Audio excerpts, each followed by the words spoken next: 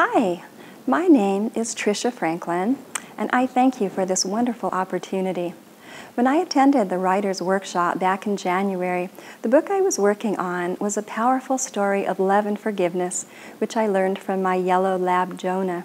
However, in the past few weeks, I have felt absolutely compelled to change my proposal and video to one that I feel is needed right now, an urgent message to humanity at this 11th hour. There are more than 1 billion people on our planet who have been turned off by religion and even dislike the word God. Most of these people have good, caring hearts and are saddened by the suffering in the world, but they think there's nothing they can do about it. These are the people we need to reach, to let them know that there is indeed much we can do if we work together, and that maybe there is another way to perceive God, perhaps in this way. When I was a little girl, my mom gave me the most wonderful gift anyone could give. My dad left us when I was just a baby, and not having a dad left a big hole in my life. My mom saw my longing and sadness at not having a dad, so during these times, she would pick me up and hold me on her lap, just hugging me tight.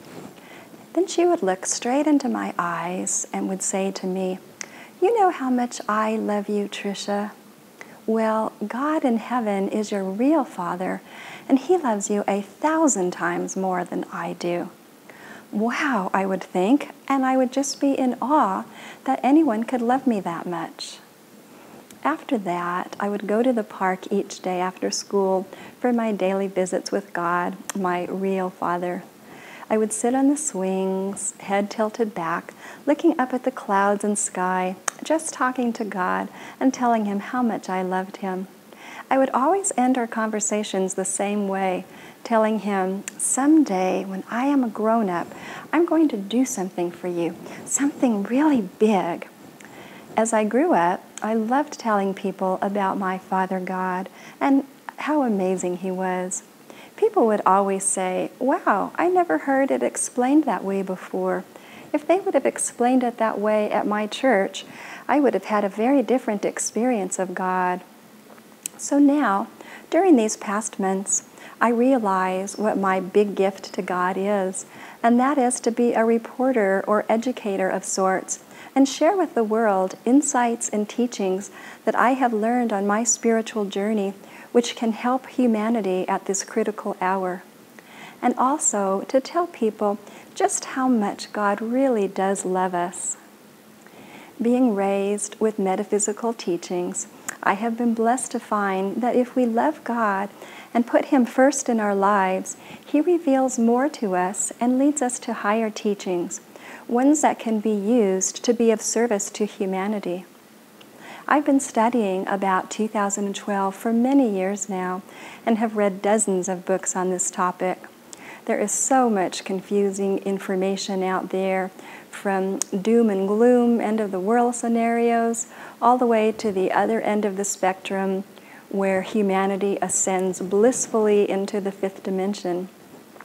It is true that there is an awakening happening right now on our planet, with 7 world cycles ending simultaneously, an event never before seen in the history of our planet.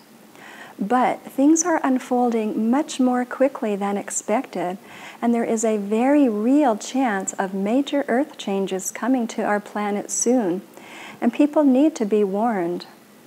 What is needed now is for humanity to come together to create a unity consciousness, to realize that we indeed are all one, and for humanity to survive, we need to let go of judgment and separatism and come together as the brothers and sisters under one God that we are. My book is called Bringing Hope to Humanity. It's not about religion, it's about L.U.C. L-U-C-K, which is an acronym for love, understanding, compassion, and kindness. That, along with a unity consciousness, is what is needed to save our planet. The spiritual hierarchy, through the teachings of ageless wisdom, have much to say about this time in history, about the pole shift, about earthquakes and other natural disasters, and what we can do to help get through it. These teachings need to be shared to bring us back to what this planet was always meant to be. Greed, corruption, abuse of power, and oppression have taken over this planet, but it's time for us to reclaim our birthright and for humanity to once again live in love, in peace, and in unity.